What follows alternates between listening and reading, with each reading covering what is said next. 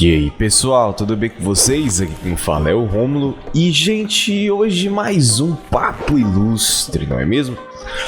Você já deve ter visto o título do vídeo, então nós vamos falar sobre personagens principais, ou main character, né? O MC, como o pessoal vive falando, né? Você vai em qualquer canal, o MC é isso. E eu ficava, cara, o que diacho é MC? É justamente main character, né? Vamos lá. Eu vou só trazer alguns pontos bem rápidos aqui pra gente discutir, porque é algo que tá me deixando muito matutante esses dias. Não sei se matutante é uma palavra, mas por conta de que eu tô começando a ler Chainsaw Man, né? Caso você tenha acompanhado aqui no canal, eu tô no capítulo 5, se não me engano. Então, são coisas novas, assim, é um personagem diferente, o Denji, né? E a gente já começa com um personagem que já tava meio que fudido, vamos falar assim, na vida, né? Tipo, teve que vender um olho, um testículo e acho que teve outra coisa também, outra parte do corpo que ele teve que vender, então, para poder pagar dívidas do pai dele, né? Mas por conta desse personagem ser tão assim diferente dos demais, apesar de ser muito inocente também no quesito de mundo, né? Me veio como se fosse a brisa, né? Veio aquela brisa. Mano, vamos falar sobre o personagem principal. Então vamos lá.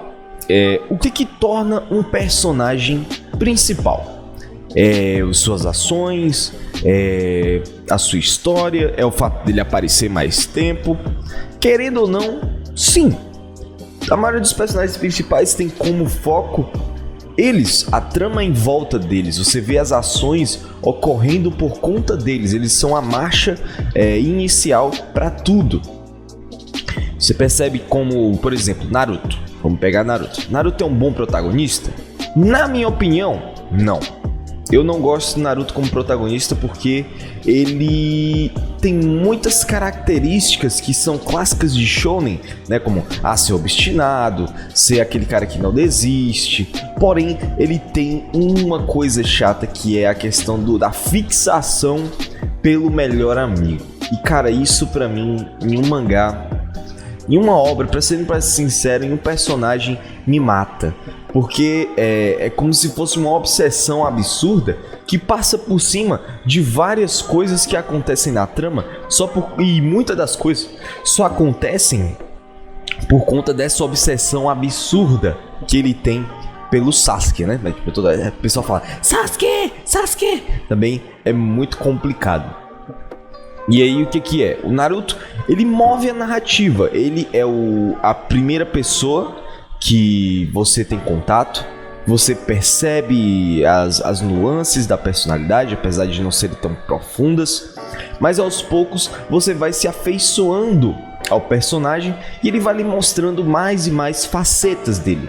O mais legal do personagem principal, no caso do Naruto, e de outros também de Shonen, é que com o passar do tempo você vai conhecendo diferentes facetas da mesma pessoa. E com isso, a trama ganha um encorpamento, a trama ganha uma possibilidade de variar as formas como ele aborda as situações. Então, o personagem principal ele tem que trazer várias características para poder ser considerado. Ele não pode ser unidimensional, né? Querendo ou não, existem muitos personagens de Shonen que são unidimensionais. Só caminham de uma forma, só tem uma faceta, é sempre daquele jeito, né?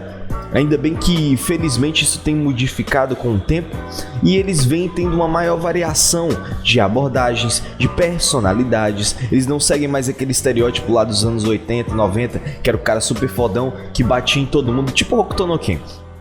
Hokuto no Ken é um exemplo crítico disso daí, porque é um cara super forte que está em busca de encontrar a sua amada e bate em todo mundo, detona todo mundo, sempre muito obstinado, sempre com raiva, sempre com fúria. Então você tem muito disso em Hokuto no Ken. É ruim? Não, porque funciona, é algo que funciona. Não, é aquele negócio, não existe bom e ruim para personagens. Existe o personagem que se encaixa melhor com a sua narrativa.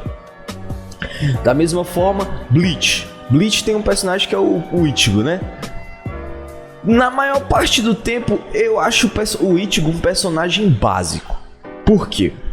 Porque ele tem aquela questão também de shounen, né? De ser um cara edgy, né? Que é aquela coisa daquela época dos anos 2000 ali, que os personagens tinham que ter uma atitude, que tinham que ter algumas ações, tudo mais. Eles tinham que ter, tipo, uma postura, encarar os desafios, mesmo que eles sejam fracos, mas eles não podem demonstrar fraqueza.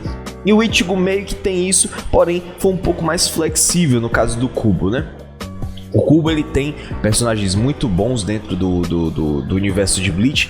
O Zaraki, por exemplo, é o mais conhecido de todos, porque ele é fodão, ele é simplesmente o fodão maníaco. Então essa persona encaixou muito bem dentro do universo de Bleach, principalmente porque ele é um dos capitães que não tem, ele não tem eu acho que ele nunca liberou o primeiro estágio da Zanpakuto dele, né? Então, muito bacana. Depois que mais pra frente, quando ele libera a primeira, quando ele libera a Bankai, que é tipo um nível absurdo. Então é muito bacana você ver esses personagens que são fodões por serem fodões. Esse é uma coisa que é muito legal nas narrativas. Quando você tem esse personagem, ele faz um balanço muito perfeito com o próprio personagem principal, né? Então é bacana que você tem o personagem principal como foco, porém existem aqueles personagens no círculo, né, de amizades ou no círculo narrativo dele, que fazem um apoio e que geram os contrastes. Porque outra questão muito interessante de personagens principais é eles têm que gerar contrastes. Mas é contraste de tinta? É contraste de cor? Não, é contraste de personalidade e visão de mundo.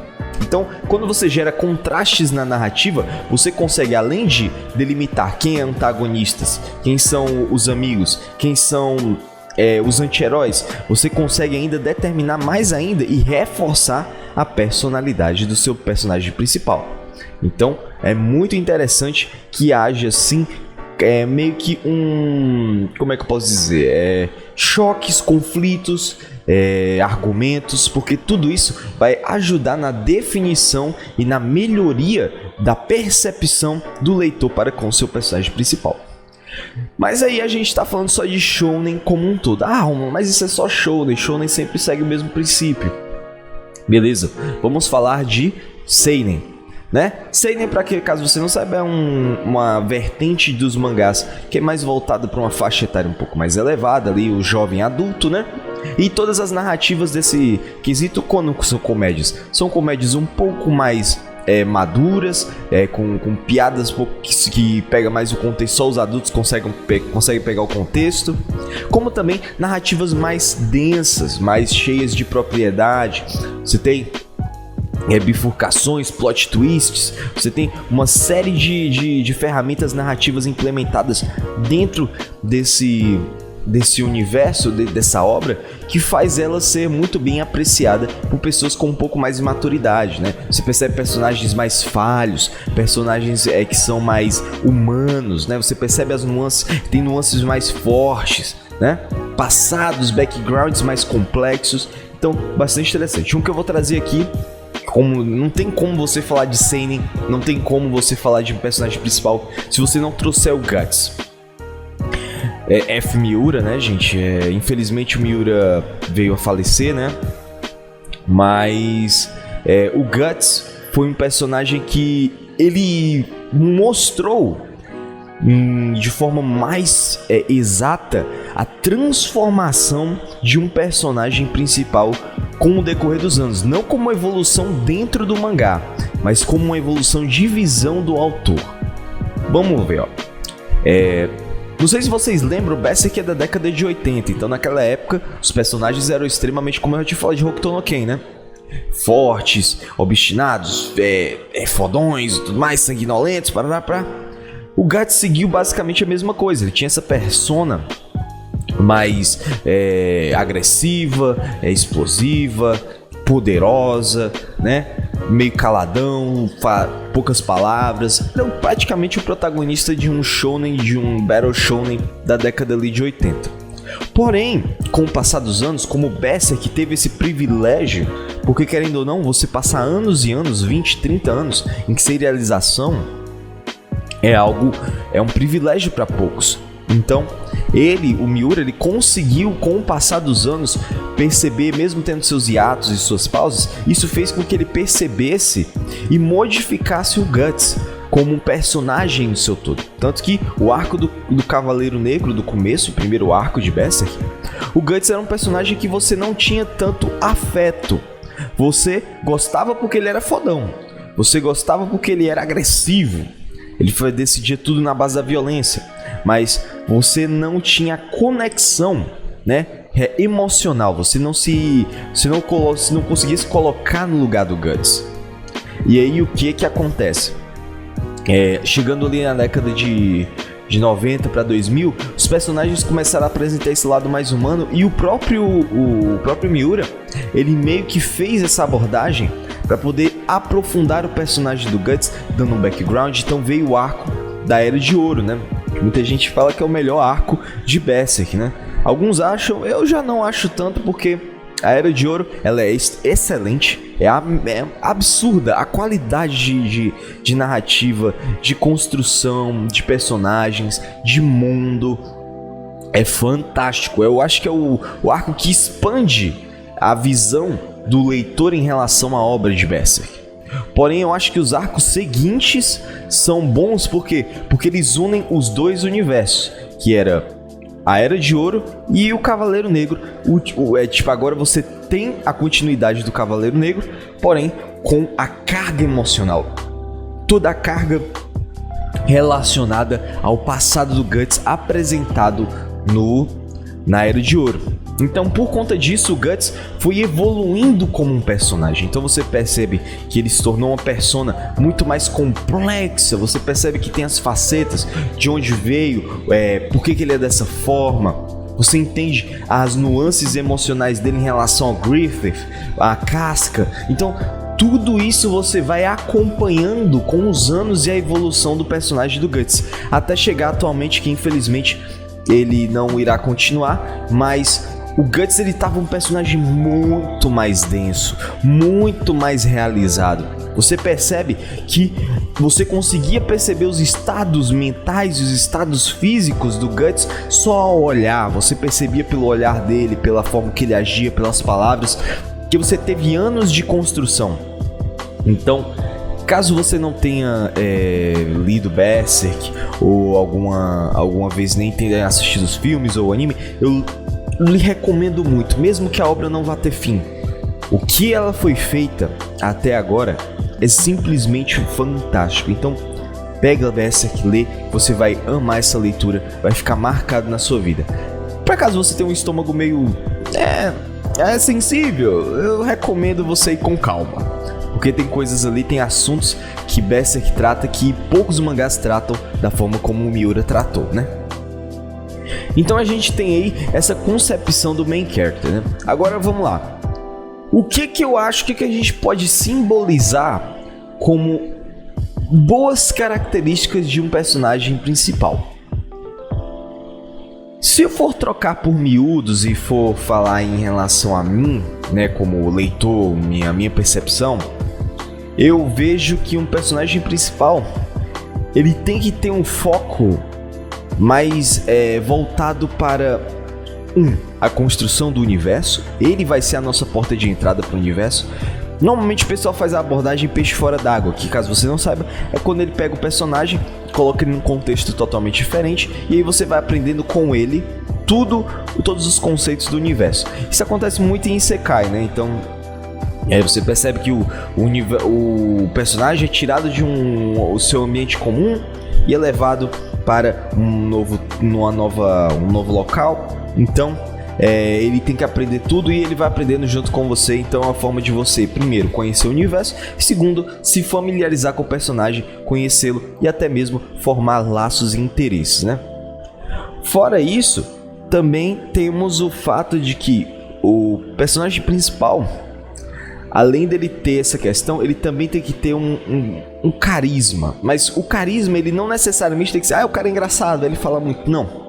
Ele tem que ter características comuns a pessoas normais como nós, que você possa se ligar, você possa se projetar. O lance do personagem principal é que vem muito da psicologia, o ato de projeção. É quando você vê alguém e você se projeta naquela pessoa. Você pensa que ela se parece com você, você se acha parecido com ela.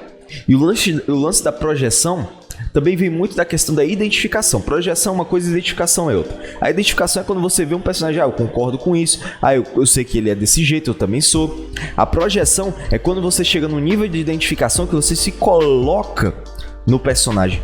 O Guts não é mais o Guts sou eu quando eu tinha 16 anos, que era agressivo, que era rebelde, entendeu? Então, ao se projetar, o nível de conexão leitor e obra aumenta muito mais. Então, esse quesito de personagem principal tem muito isso. E outra, existe uma coisa chamada a jornada do herói. Caso você não saiba, digamos que é uma teoria, se eu posso falar dessa forma, é um manual feito por Campbell para falar sobre passos para você construir a narrativa de um termo geral, focado, centrada no personagem. Então, você tem o personagem com umas dezenas de passos que você sai desde o lugar comum, né? Que é onde ele estava. Aí vem um arauto que que desafia ele. Pode ser uma situação, pode ser uma pessoa, pode ser várias coisas, mas que tire ele dessa zona de conforto e leve ele ao início da jornada. E aí tem vários passos que você vai passando com o passar do tempo e vai evoluindo o personagem até ele finalmente encontrar o Elixir, que é basicamente a recompensa de toda essa jornada que ele viveu. E muita gente fala, mas a recompensa tem que ser algo físico.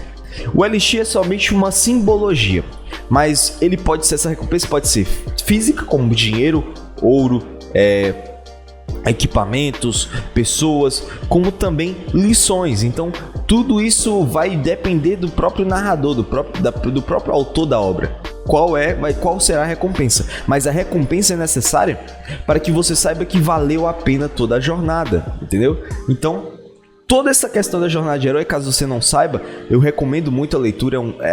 Não é tão grande assim a jornada do herói, o livro em si, mas é bastante interessante para você que, caso você goste de narrativas, queira escrever suas histórias, é um ótimo manual para você começar a basear suas narrativas e você conseguir ter uma construção por etapas que possa facilitar e até mesmo dar uma profundidade maior daquilo que você já vinha atingindo. Então, bastante interessante isso. E nesse quesito assim, desses tipo emocional, identificação, o que eu não gosto de um personagem? Um personagem principal normalmente ele tem o quesito de apresentar as fraquezas. Ele sempre apresenta fraquezas. Por isso que normalmente todo personagem principal ele começa muito chato. Tá reclamando, é chorão, não sei o que. Porque ele tem que apresentar as características negativas primeiro. Para você saber que no futuro, quando tudo isso mudar, você olhar pro começo, você vai ter um comparativo.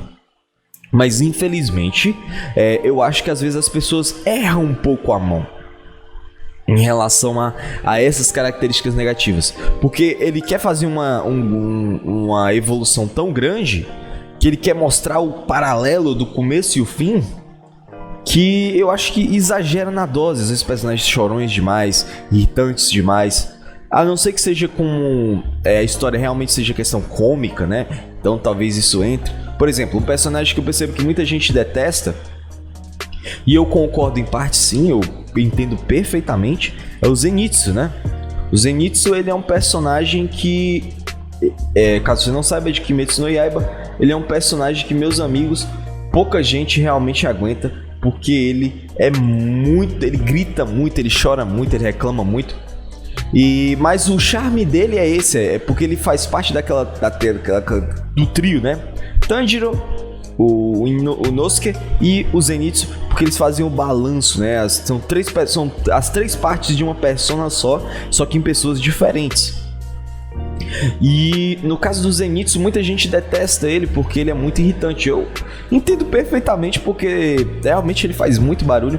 Porém, eu vejo que o Zenitsu ele consegue ainda manter, porque ele tem os seus momentos. E se você chegar lá no final, ele é o personagem que mais evolui. E, por exemplo, outro personagem que também tem muitas fraquezas, que recentemente eu tô assistindo o Dragon Quest, né?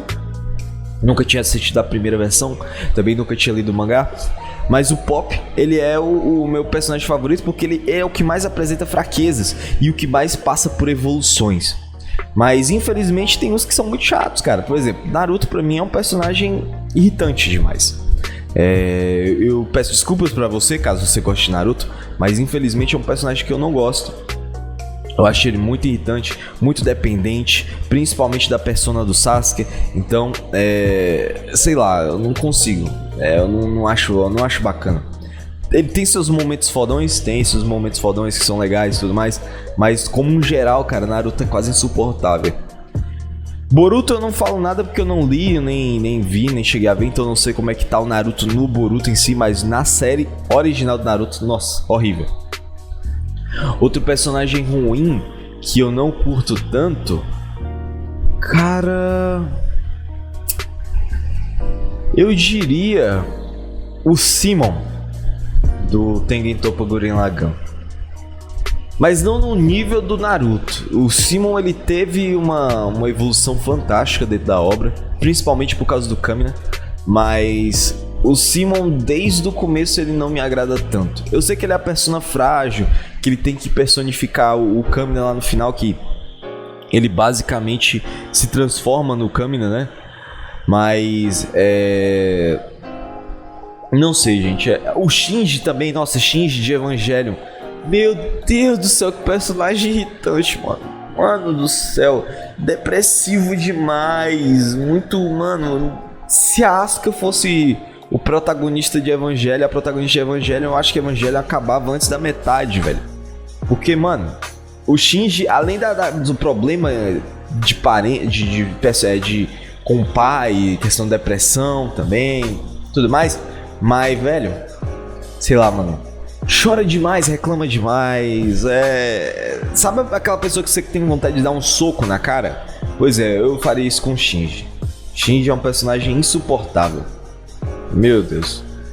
Mas gente, eu acho que já estamos até esticando mais do que o necessário aqui, então espero que você tenha entendido meus argumentos. Se não, se você não concorda, deixa aqui nos comentários, eu entendo perfeitamente o lado de vocês.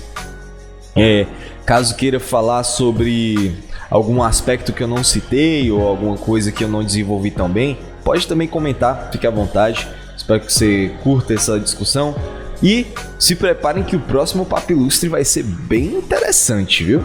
Estamos aí produzindo aí ele, provavelmente vou estar gravando hoje, no dia que esse vídeo está saindo, mas fique de olho porque vai ser bastante interessante, tudo bem?